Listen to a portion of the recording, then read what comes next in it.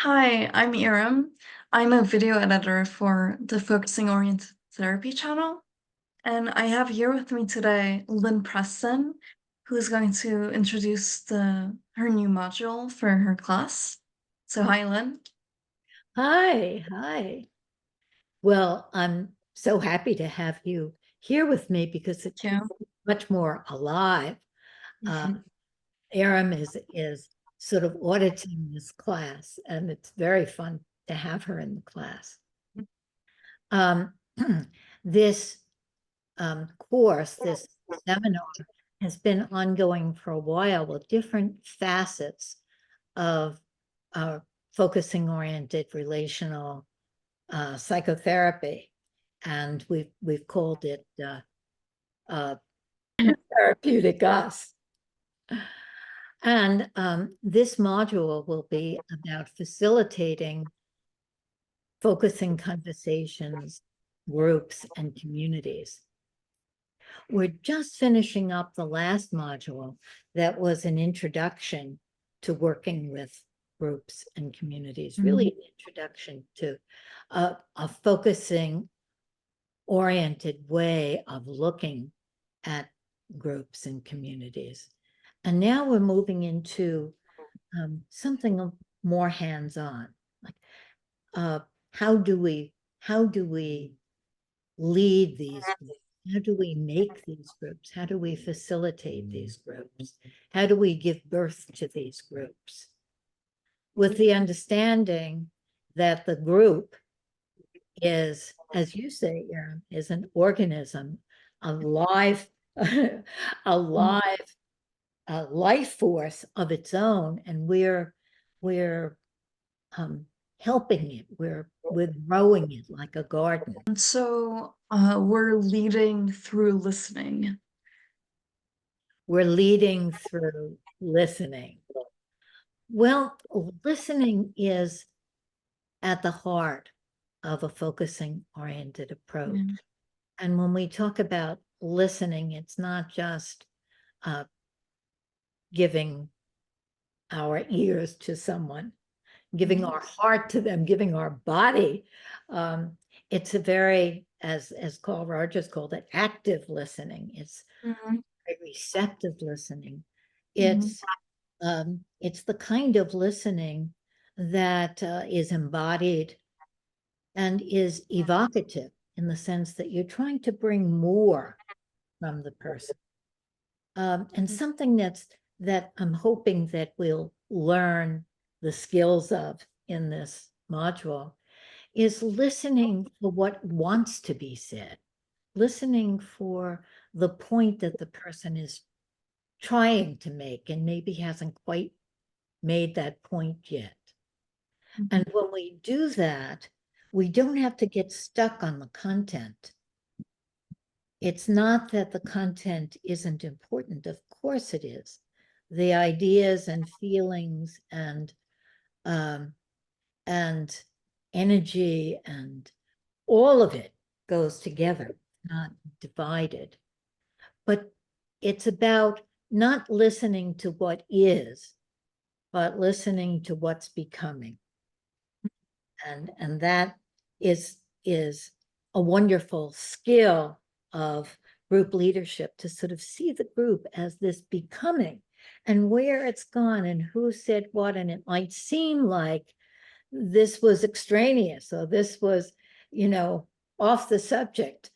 But when you're listening to the implicit of it, to the music of it, uh, it's all flowing somewhere. And we want to flow with it, not and I said before, not to control it. And I think that's an important distinction Mhm. between a focusing orientation and many other kinds of orientations of groups. Mhm. In a focusing orientation, with having faith in the living the living unfolding of the person and the group. And we don't want to control the group, or to help people to be on good behavior, which is historically the main way that groups are and classes are run. But what we want is to help the group to grow, to help the group to deepen, help the group to expand its horizons, and as the group grows, the individuals grow. And of course, the leader grows. And as the individuals grow and the leader grows, the group grows as well. Yeah. So it's like every group is its own like living organism. Like one group, like one person might act differently in one group, but acts like in another way in another group. Like it's constantly growing and everyone's interacting and changing. Yeah, I think it's a really good approach to it. Yes, every group has its own character, its own personality. Mhm. And each person, uh, lends a very particular flavor to that. We're changing our metaphors to that casserole that we're Yeah. Mhm. making together. And Mhm. whether the person is quiet or noisy, that even the people who don't speak are bringing their very particular medium to that group, Mhm. enriching it with themselves. So I want to back up just a little bit, because I wanted to start with the idea that focusing has always come alive in groups and communities.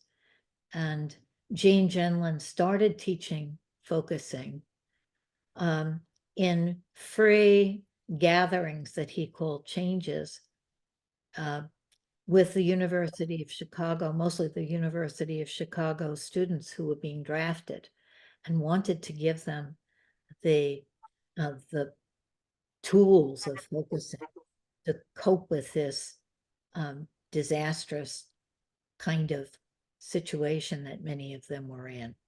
And changes groups went on for a long time, and we've developed more and more kinds of focusing groups. So we have therapy groups, support groups, community empowerment groups, philosophy groups studying the process model, thinking groups studying TAE, so many different kinds of groups, meditation groups, and they all have their own character. But I think that there is something in common in working with groups about understanding the more than the dyad, and how we can bring out this more than the dyad, how Mhm. we facilitate to um, to to to guide it, to nurture it, to be Mhm. an active living part of it, to respond from the me, to respond to the you, and then to also be tracking the us there. Mhm. I'm hoping that we'll be delving into some of the ideas and skills that will make all of these different kinds of, of groups richer. Mhm. So why have you delved into teaching people about groups and group leadership? Um, can you tell us a bit more about that?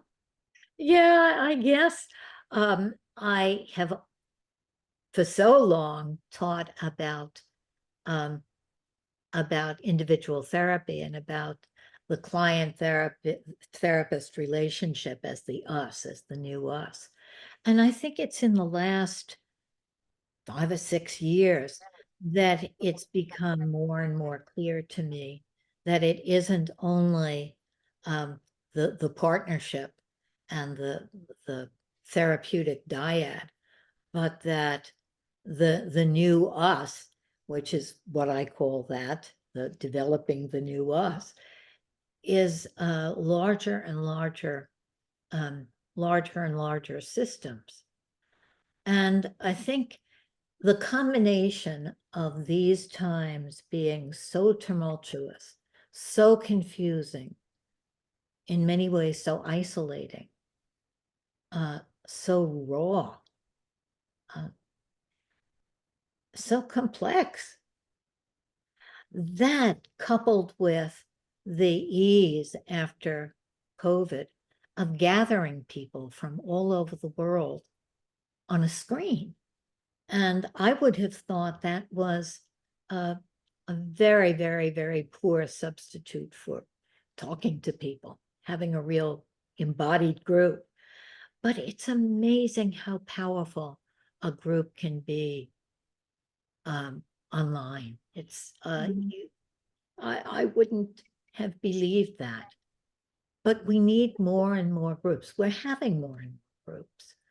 And I think that groups and communities are the magic ingredient of our survival kits.